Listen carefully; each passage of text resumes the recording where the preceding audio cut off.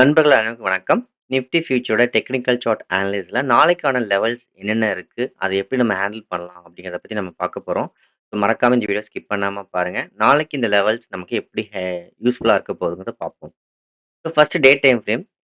டே time ஃப்ரேம்க்கு பார்க்கறதுக்கு முன்னாடி என்னோட ப்ரீவியஸ் வீடியோவ தயவு செஞ்சு பார்க்காதவங்க பார்த்துட்டு வாங்க. ஸோ அதில day time frame, weekly time frame and monthly time ஃப்ரேம்ல என்ன மாதிரி செட்டப் இருக்கு? அத நம்ம என்ன மாரி வியூல பார்த்துட்டுருக்கோம்? அப்படிங்கிறத பத்தி நான் கிளியரா எக்ஸ்ப்ளைன் பண்ணியிருக்கேன். ஸோ அத பார்த்தீங்கன்னா தான், இப்ப இந்த சப்போர்ட் ரெசிஸ்டன்ஸ் ஜோன் என்ன அப்படிங்கிறது உங்களுக்கு கிளியரா புரியும். சரிங்களா? ஸோ இப்போ டே டைம் ஃப்ரேம பொறுத்தவரைக்கும் பார்த்தீங்கன்னா, ஃபர்ஸ்ட்டு இந்த ஜோனும், 2வதா இந்த ஜோனும் இருக்கு.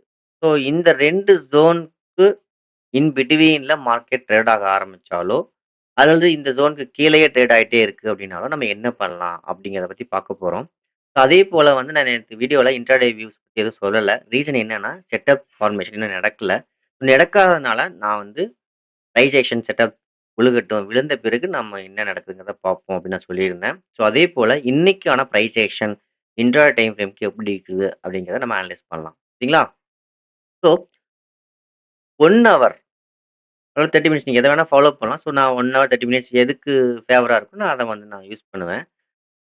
ஓகே. ஸோ 1 ஹவர் பொறுத்தவரைக்கும் பிரைஸ் ஆக்ஷன் வந்து இப்ப கேப் அப் ஆயிட்டு இந்த இடத்துல ஒரு லாங் பியரிஷ் கேண்டிலா இருக்கு அப்படின்னு சொல்லிட்டேன்.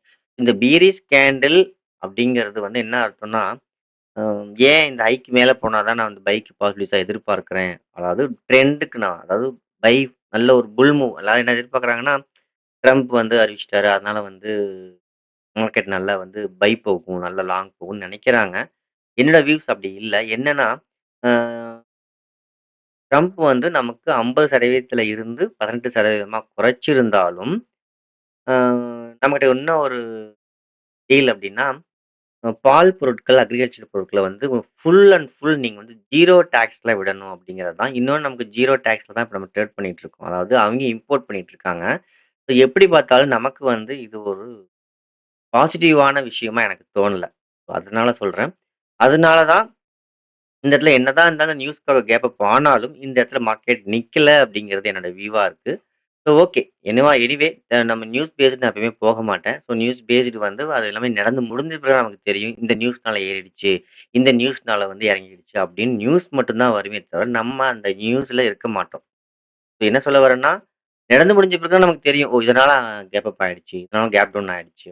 ஸோ எனிவே ஒரு ரீசன் தான் வந்து நியூஸா இருக்குமே தவிர, நாம அந்த சைட் வியூல இருக்கிறதுக்கான பாசிட்டிவ்ஸ் கொஞ்சம் குறைவு தான். சரிங்களா? ஸோ, இப்ப நம்ம வந்து இப்படி எப்படி ஹேண்டில் பண்ணலாம்னா, இந்த இடத்துல இவ்வளோ தூரம் கேப் அப் ஆயி போன பிரைஸ், இந்த ஹைய வந்து ரீடெஸ்ட் பண்ணிட்டு போக முடியாம தான் வந்து க்ளோஸ் வச்சிருக்கு. ஸோ, அப்போ கிட்டத்தட்ட இந்த ஒரு கேண்ட்லயே ஒரு 500 பாயிண்ட்ஸ் நியரஸ்ட்டா இருக்குன்னு நெனைக்கிறேன். ஸோ 300 to 400 பாயிண்ட்ஸ் 300லேருந்து ஒரு 400 பாயிண்ட்ஸ்க்குள்ள இருக்கலாம். ஸோ, இந்த அளவுக்கு ஒரு பிக் அ பிரைஸ் ஆக்ஷன் ரிஜெக்ஷன் நடந்திருக்கு. ஸோ 26,300க்கு மேல பிரைஸ் ஆக்ஷன் ரிஜெக்ட் ஆயிருக்கு. ஸோ இந்த பிரைஸ் ஹை வந்து கொஞ்சம் ஸ்ட்ராங்கா இருக்கலாம். ஏன்னா ஆல்ரெடி வந்து மந்த்லில ஒரு டபுள் டாப்பாவும் இருக்கு. வீக்லிலயும் ட்ரெண்ட் வந்து கிராக் ஆயிருக்கு அப்படின்னு நம்ம பார்த்துருக்கோம். சரிங்களா? ஸோ இப்போ டே டைம் ஃப்ரேமும் டவுன் ட்ரெண்ட்ல தான் இருக்கு. So anyway day time frame, weekly time frame down trend கிட்ட தெரியுது. மந்த்லி டைம் ஃப்ரேம் பொறுத்தவரைக்கும் ஒரு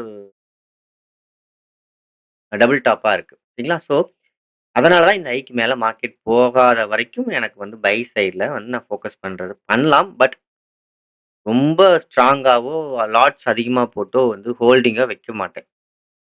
சிம்ப்ளி பை சிக்னல் குடுத்தா நம்ம காலுக்கு போகலாம். பட் கொஞ்சம் லிமிட்டடாவோ அல்லது அட் த மனிலயோ கொஞ்சம் மேலோட்டமா ட்ரேட் பண்ணிக்கிறது தான் என்னோட பாயிண்ட் ஆஃப் வியூல இருக்கு. சரிங்களா? ஸோ அததான் சொல்றேன். அதுக்காக கால் சைட் போகவே மாட்டேன்னு நான் சொல்ல வரல. சரிங்களா? ஸோ நாளைக்கு பொறுத்தவரைக்கும் நாம ஃபோக்கஸ் பண்ணக்கூடிய ஜோன். ஓகே. இந்த இடத்துல நம்ம ஜோன் என்னன்னு பார்த்தீங்கன்னா, நாளைக்கு பொறுத்தவரைக்கும் டே லோவ நீங்க எடுத்துக்கோங்க. ஓகே.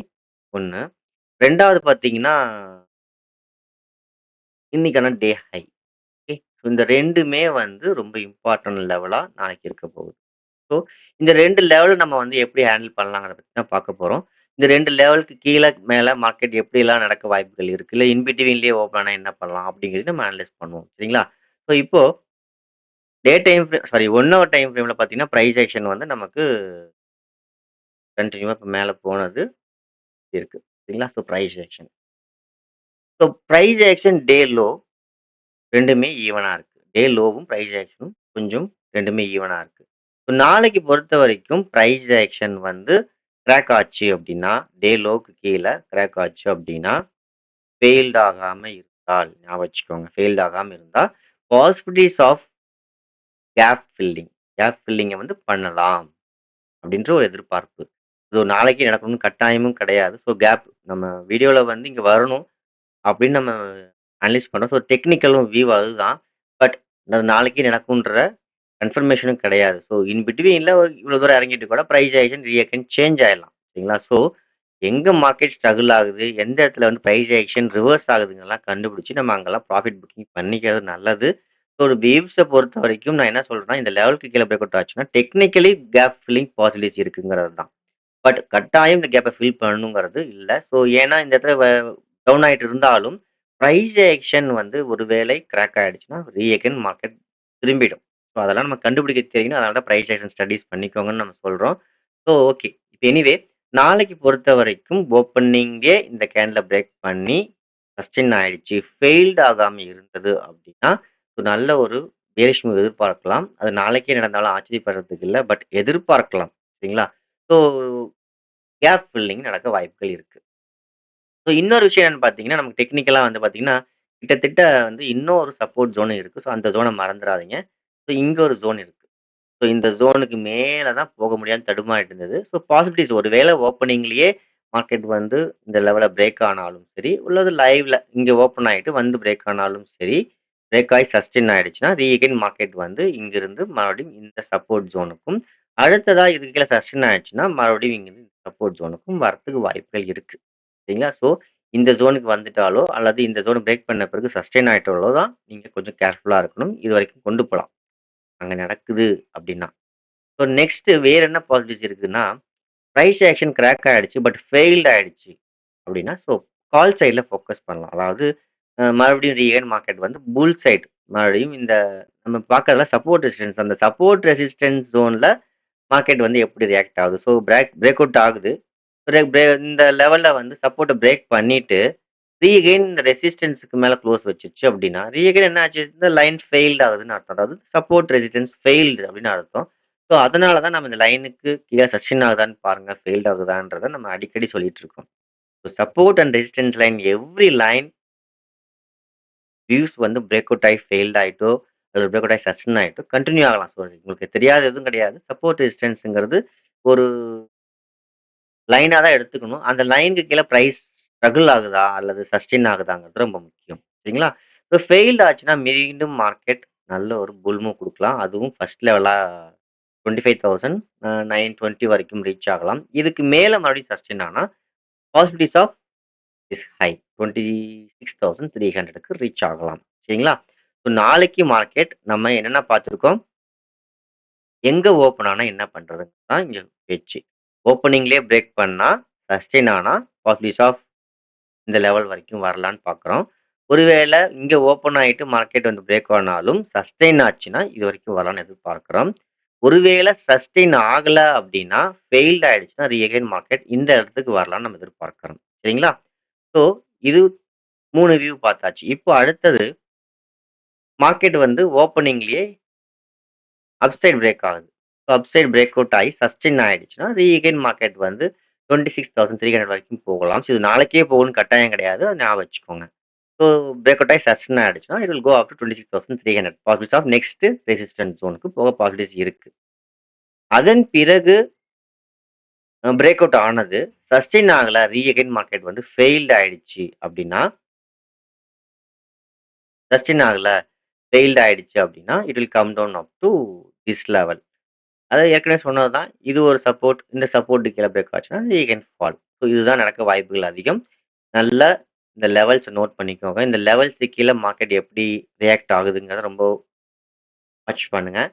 ஸோ இந்த லெவலுக்கு மேல சஸ்டெயின் ஆனா, இந்த ரேஞ்சுக்கும், இந்த லெவலுக்கு கீழ சஸ்டெயின் ஆனா, இந்த 25,480க்கும் அடுத்ததா கேப் ஃபில்லிங்க்கும் பாசிபிலிட்டிஸ் இருக்கு.